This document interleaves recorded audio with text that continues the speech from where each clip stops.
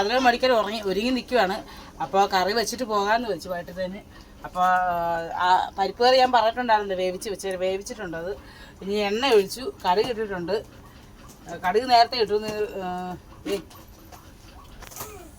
കണ്ടോ കടുക് ഇട്ടിട്ടുണ്ട്. ഇനി ആ കടുക് ഒന്ന് പൊട്ടട്ടെ കേട്ടോ. പൊട്ടി കഴിയുമ്പോഴത്തേക്ക് ഒത്തിരി സാധനമൊന്നുമില്ല, ജസ്റ്റ് ഉള്ളി, കരിവേപ്പില എത്ര ഉള്ളൂ.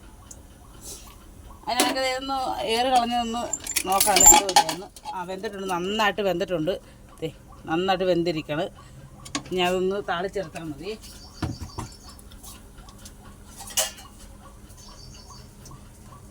കടുകൊന്ന് പൊട്ടിയേക്കട്ടെ കേട്ടോ, പൊട്ടാതെ ഒന്ന് എടുത്തിട്ടേക്കല്ലേ. നന്നായിട്ട് പൊട്ടട്ടെ. ഇതൊക്കെ ചെറിയ ചെറിയ കറികളാണ്, പെട്ടെന്ന് ഉണ്ടാക്കാൻ പറ്റിയ കറികളാണ്. അപ്പോൾ ഈ ഡ്രസ്സിട്ടാണ് ഞാൻ ആദ്യം മേടിക്കാൻ പോകാൻ ഉദ്ദേശിച്ചത്. ഷാളിങ്ങനെ ഒരു മറച്ചിടും കേട്ടോ. അപ്പോൾ ഞാൻ റെഡിയായി നിൽക്കുകയാണ്. അപ്പോൾ പോകാം. ചായ തിളപ്പിച്ചിട്ട് അതും കുടിച്ച് കറിയും വെച്ച് ചായയും കുടിച്ച് പോകാൻ നോക്കുന്ന പരിപാടിയാണ്, ധൃതി പരിപാടിയാണ്.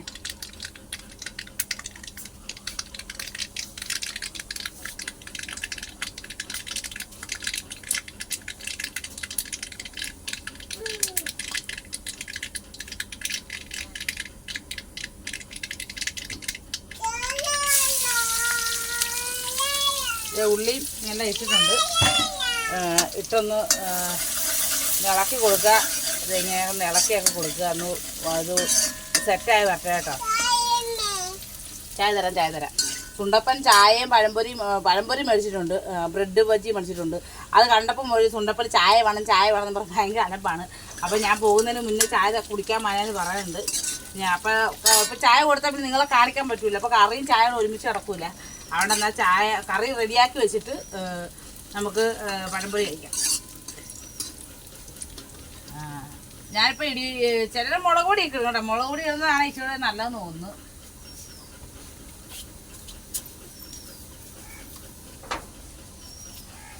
ഇപ്പം ഞാനിടാൻ പോണത് കുറച്ച് മഞ്ഞൾപ്പൊടി ഇടുവാണേ. ആരും തെറ്റിദ്ധരിക്കരുത്, ഹോർലിക്സിൻ്റെ ടിന്നാന്ന് പറഞ്ഞ് ഹോർലിക്സ് അല്ല ഇടുന്നത്. ഞാൻ എൻ്റെ അത് പൊടി ഇട്ട് വെച്ചേക്കുന്നത് കേട്ടോ. മഞ്ഞൾപ്പൊടി ഇടുക. അതിനുശേഷം ഞാൻ ഇടിമുളകാണ് ഇടാൻ പോണത്. കഴിഞ്ഞ ദിവസം ഇടിമുളക് മേടിച്ചായിരുന്നു കേട്ടോ, ചമ്മന്തി ഉണ്ടാക്കാൻ. അപ്പോൾ കുറച്ച് ഇടിമുളകാണ് ഇടാൻ പോണത്. ഇടിമുളകാകുമ്പോൾ നല്ല ടേസ്റ്റ് ആയിരിക്കും കേട്ടോ, കണക്കൊന്നുമില്ല. കാണിക്കുമ്പോൾ ഇതാണ് സംഭവം. ഇത് കേട്ടോ, നന്നായിട്ട് അത് ആ മുളകൊന്ന് മൂത്തോട്ടെ കേട്ടോ. ഇടിമുളകല്ലേ, പോച്ച് അടിക്കുകയാണ് എല്ലാത്തിനും ഇവിടെ. അതിനുശേഷം വേവിച്ച് വെച്ച പരിപ്പെടുത്ത് കുടഞ്ഞിട്ടാ. ഇതാണ് പരിപ്പ് കറിയുടെ രൂപം കേട്ടോ. ഇത് അമ്മച്ചിയെ ഞാൻ തന്നെ ഉണ്ടാക്കി, ഞാൻ തന്നെ പണി മേടിച്ചു. പിന്നെ ഇതാണ് പരിപ്പ് കറി. പെട്ടെന്നൊക്കെ നമ്മുടെ വീട്ടിലൊരു കറിയുടെ ഒരു ക്ഷാമം വരുമോ, വിരുന്നുകാരൊക്കെ ചെയ്താൽ പെട്ടെന്ന് ഉണ്ടാക്കാൻ പറ്റിയൊരു കറിയാണ്. കറിയായി.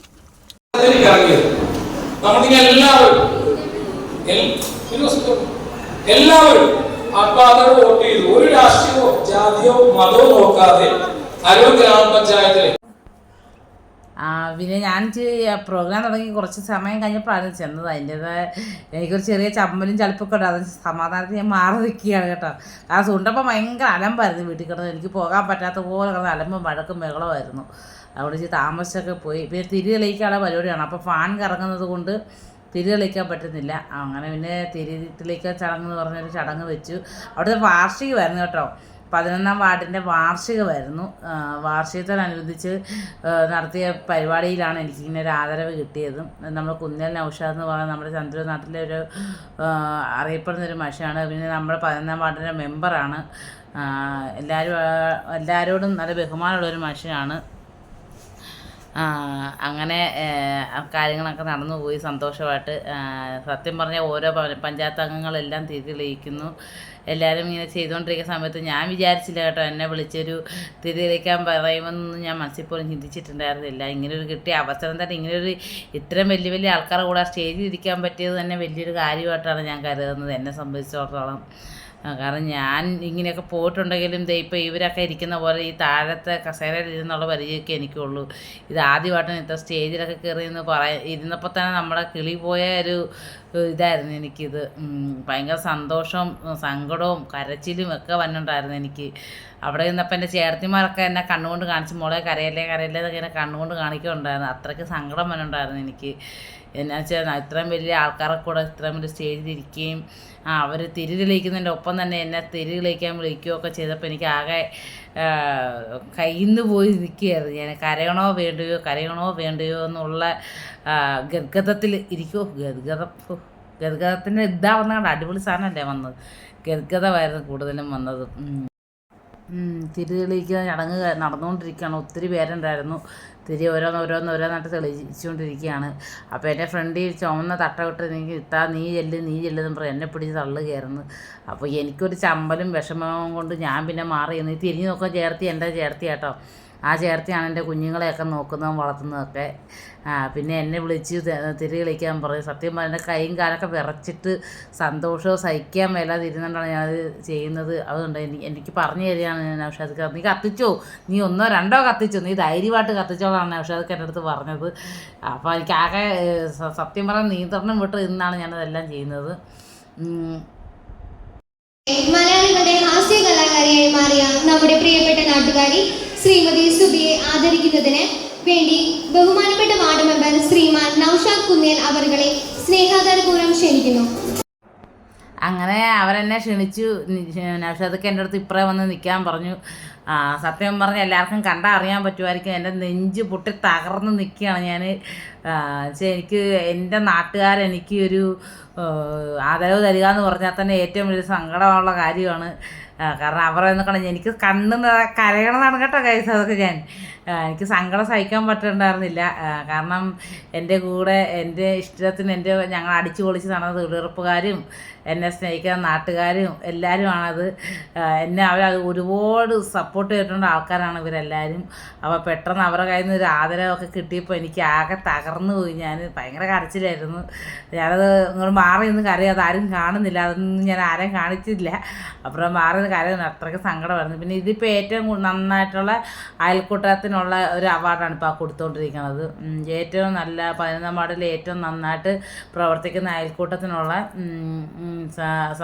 ആദരവാണ് ഇപ്പോൾ കൊടുക്കുന്നത്. അതിൻ്റെ പ്രസിഡന്റ് സെക്രട്ടറിനെ അവർ ക്ഷണിച്ചു. അവർ വരികയാണ്. അവർ വന്നിട്ട് ആദരവ് മേടിക്കാനുള്ള ഇതിലാണ് വരുന്നതും. ഇത് 2 പേര് വന്ന് പ്രസിഡന്റ് സെക്രട്ടറിയാണ് അയൽക്കൂട്ടത്തിൻ്റെ.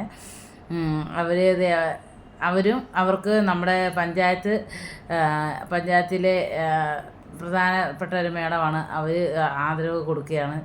അത് അങ്ങനെ നന്നായിട്ട് തന്നെ ആ ചടങ്ങ് കാര്യങ്ങളെല്ലാം കഴിഞ്ഞു. നല്ല രീതിയിൽ തന്നെ സന്തോഷത്തോടെ ഞങ്ങൾ പിരിയുകയും. ഹായ്, നിങ്ങളിപ്പോൾ വീഡിയോ കണ്ടല്ലോ, എനിക്കൊരു ആദരവ് കിട്ടിയതാണ്. അതിപ്പോൾ ഒന്നുകൂടെ എനിക്ക് പറയണമെന്ന് തോന്നി.